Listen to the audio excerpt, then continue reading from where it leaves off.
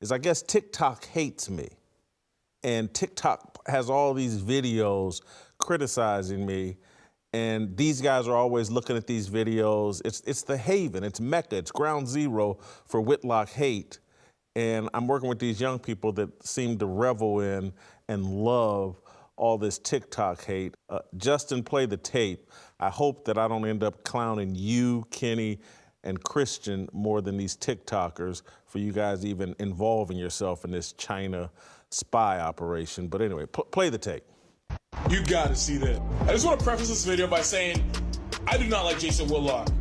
I am not a fan of his butt-breaking. Can't say that. 99.9% of what this man says, I do not agree with. Recently on his stupid little show that he has some words about Kyrie Irving and all the heat that he's taken for this book and documentary that Kyrie Irving had mentioned in his social media that has some anti-Semitic tropes in it. Kyrie, you're an idiot. Now, this would be the 0.1% that I agree with Jason Whitlock. Why is Kyrie Irving on the front line and not Jeff Bezos and Amazon? Kyrie Irving's not going to make a dime off of this documentary. Kyrie Irving didn't put the documentary together. He didn't put it on Amazon. Stop. Yeah, let's stop right there. This guy has no problem with me. You know what the guy's problem is? He's a coward, and he doesn't want to come out and just say, Whitlock's right about most everything. And so he puts together this long speech about how, hey, I don't like Whitlock. You know, I hate him. Whitlock's terrible. He's buck breaking. But there is this one video where I love Jason Whitlock, and he's right. That's what a coward says, because he's not man enough to stand on his own 2 feet and just come out and say, man, Whitlock be right most of the time. Y'all tripping. He ain't man enough for that, but hats off. If this is the kind of hate that's on TikTok, maybe I need to sign up for TikTok. Continue. Hearing what Jason Whitlock, a black man, said on Fox News last night, allow me to make myself clear. Tyre Nichols is not dead because young black men are being raised by black single mothers. Tyre Nichols is not dead because the police chief in Memphis is a single black woman. Tyre Nichols is not dead because of a lack of male authority. Tyre Nichols is dead because of state-sanctioned violence, and that state-sanctioned violence is continued to be perpetuated by white supremacy. And if you don't understand how that works or how it connects, either hop in a book or catch on to the phrase black police showing out for the white cop. Placing the blame on black women for what happened to Tyre Nichols is not just irresponsible, it is dangerous. Those words spoke to Tucker Carlson allow black women to be the scapegoat to a problem that they did not create. Meanwhile, the state who sanctions the violence continues to condemn it. See, I love these people. State-sanctioned violence. Because of state-sanctioned violence. The state is prosecuting those 5 idiots. This isn't state-sanctioned violence. Because of state-sanctioned violence. It's murder that's being prosecuted as murder by the state. The state has no interest in this. The state's going to have to pay Tyre Nichols' family millions upon millions of dollars. It's great she's got this little talking point from Ta-Nehisi Coates and all the other Ibram X. Kendi and all the other people that are allowed to talk on her college campus. But the woman don't know what she's talking about and needs to pipe down and probably head off to some kitchen somewhere where she's an expert on that. But she don't know what she's talking about when it comes to Tyre Nichols and state-sanctioned violence. State-sanctioned violence don't cost the state $30 million. State-sanctioned violence doesn't get prosecuted for murder across the board. It's just a little talking point, honey. Come better if you want to come at the king. You missed. Let's talk about this awful, awful tweet. Now, before I really rip this guy a new one, this is right up Jason Whitlock's brand. Like, I don't even know if he cares. It's almost like he drafts these and just gets ready to send them, you know, days in advance. But I digress. Second off, I'll admit, I don't watch a lot of women's college basketball. But imagine, folks, being so bothered by this, you take the time to type this tweet out and then hit send. Like, who cares? I didn't watch last night's SportsCenter. ESPN airs women's college basketball all the time. So does it make sense that they would air games or talk about games that are on their network first? Talking about on a Monday in January, there's no football. The NBA season is not at a point where anyone really generally cares, as much at least. And you got men's college hoops. So again, it's not like there was anything glaringly more important to talk about. So why, Jason Whitlock? Why? I love how that guy mentions, now I don't watch this garbage. I don't watch women's college basketball. And actually, I actually enjoy high-level women's college basketball. I enjoy competition. This guy admitted he don't even watch it. I'm not that bothered by it. Really? But it was worth tweeting about it 2 or 3 in the morning when I'm up watching SportsCenter. I'm like, SportsCenter, they're leading with this women's college basketball stuff? It's a gimmick. Again, it's just what he said. They're trying to grow women's college basketball. They're not trying to serve sports fans. That's ESPN's job, serving sports fans anytime, anywhere, any place or something. That's their slogan. That SportsCenter they put on wasn't about sports fans.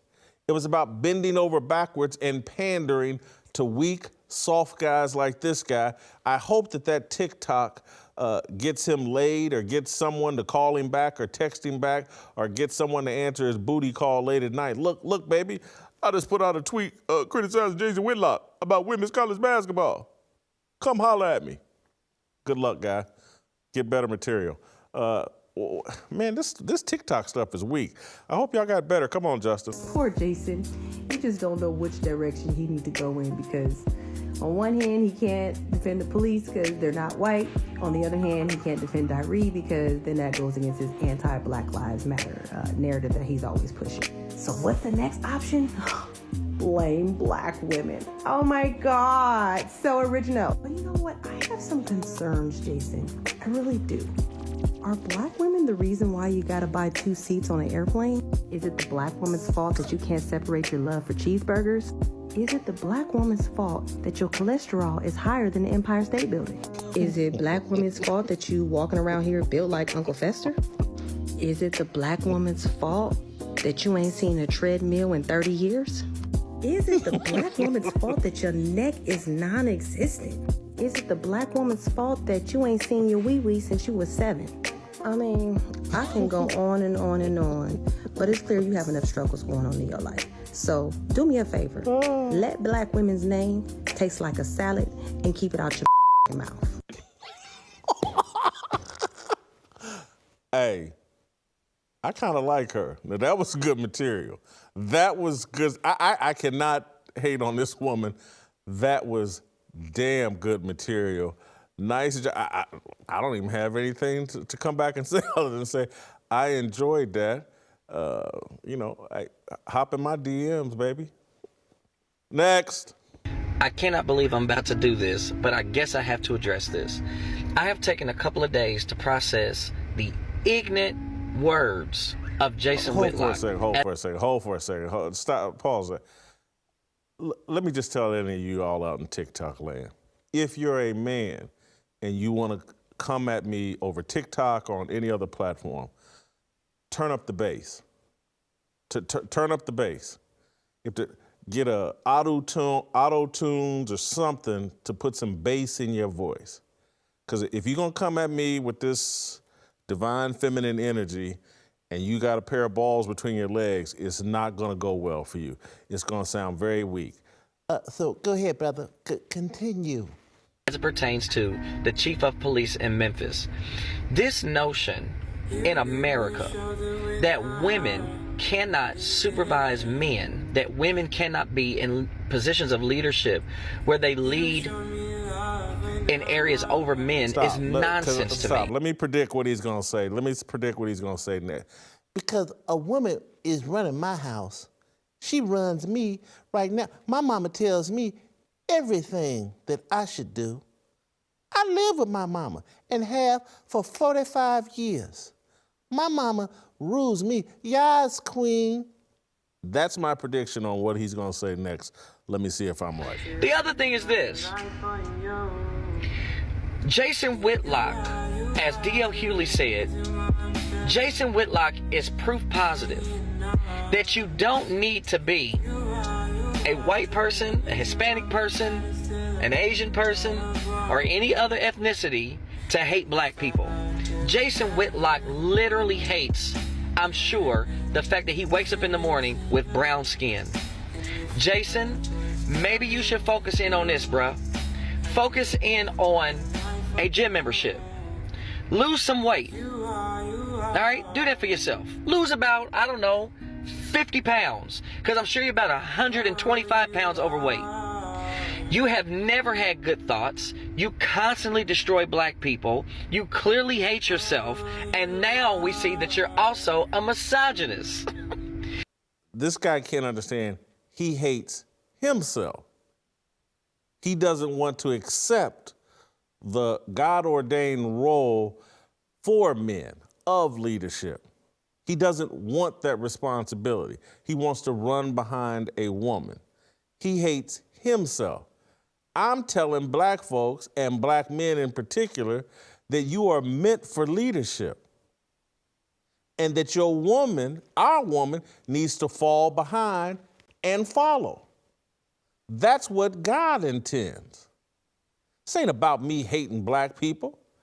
I hate people that don't want to follow what God designed and ordained. That's what I have a problem with. And so if there's any part of me that hates myself, yeah, God doesn't like gluttony. And I've been gluttonous, and I talk about it all the time. But me falling behind some woman and following behind her leadership, highly unlikely. God put me here to be a man and to be a leader. Our community is in chaos. Our kids are in chaos because men like this dude, it sounded just like the light-skinned sister early on that I found funny and humorous and like hopping my DMs. He sounds just like her. You need to check yourself. Continue. This man really sat up on the news and blamed these black officers' behavior of killing Tyre Nichols based on the fact of black single mothers, based on the fact of being raised by black single mothers. It's a lot of people who come from two-parents homes, who are in jail, dead, or in psychiatric wards, who never see the light of day. And it's a lot of single mothers who have built their children up to go on to college and to contribute to society. See, comments like this is what drives somebody to be a single mother, because who wants to be with somebody with this type of mindset? That just incredibly illogical. I'm not even sure. Do I have to take time to explain how stupid that was and how many different laundry lists of excuses? She knows the stats. She probably lives in a neighborhood dominated by single mothers. She knows how much chaos, violence, dysfunction is in those communities. We all know it's better to have two married parents. This isn't even up for debate. She just ran off a laundry list of excuses, and it probably got liked, shared over TikTok, but she's an idiot. Everybody knows it. Next. Number one, this literally illustrates what I've been saying for a long time. They have been creating a pipeline for the alt-right. Number two, they say straw man argumentation is when you make arguments your opponent never made. Nobody has ever said that being gay is better than being heterosexual, and that's some fake propaganda you have to be able to push what I'm gonna call heteronormative propaganda. Number three, what does it mean for a grown man to talk about wanting a 16-year-old bride that's a virgin? What does it mean? Number four, somebody tell these folks that women outside of the West are also not subservient or passive. What they think? Number five, I do not think y'all that comfortable in y'all masculinity if the mere thought of trans identities make y'all shiver in y'all masculine boots. Number six, they literally saying with their whole chest, I do not like Western women because I cannot control them. Come on now. Number seven, him really said no transgenders in schools, so they shouldn't be educated. First of all, I'll just address this aspect of it. this society, this culture is going in a way that the LGBTQ can't be questioned. And heterosexual men can be questioned about everything and be blamed for everything. So anybody that is lying to themselves or other people, acting as if current American culture doesn't favor the alphabet mafia over a Christian heterosexual point of view, is lying to himself. The culture, we've gone way too far trying to root out bullying and abuse of LGBTQ people to now favoring them. That's a known fact. Next. I need Jason Whitlock to shut the up forever. I need him to never open his mouth in the political arena. I know more about politics than Jason Whitlock does. And that's straight up facts. His sports takes are terrible. He's extremely biased against black players. And then he takes his ass to Tucker Carlson to complain about Joe Biden after he just was inaugurated. Yes, I need Jason Whitlock to shut the up. And the fact that this son of a bitch is from my damn hometown pisses me the off. Jason, I sincerely hope somebody shows this to you. I sincerely hope you get so angry that you make a rant about it. It'll still be the same fluff bullshit that you always do, but that's perfectly fine. So, from me to you, Jason, shut the up. Brother, maybe we should meet down at the Masterpiece Lounge if you're from Indianapolis, you're from my hometown, and talk this out like two men. I'm sorry that my point of view bothers you to that degree. I have seen the video. This is my response. I'm not angry. I'm just laughing that you got to live a lie and I can live the truth. What you got next, Justin? This is Jason Whitlock's mama. Now, I wasn't raised to disrespect nobody's mama, and so I'm not. But I did do my research. Jason Whitlock's father and mother were married for 8 years and then divorced. His mother raised him and his older brother by herself, also making him a product of a single black mother home.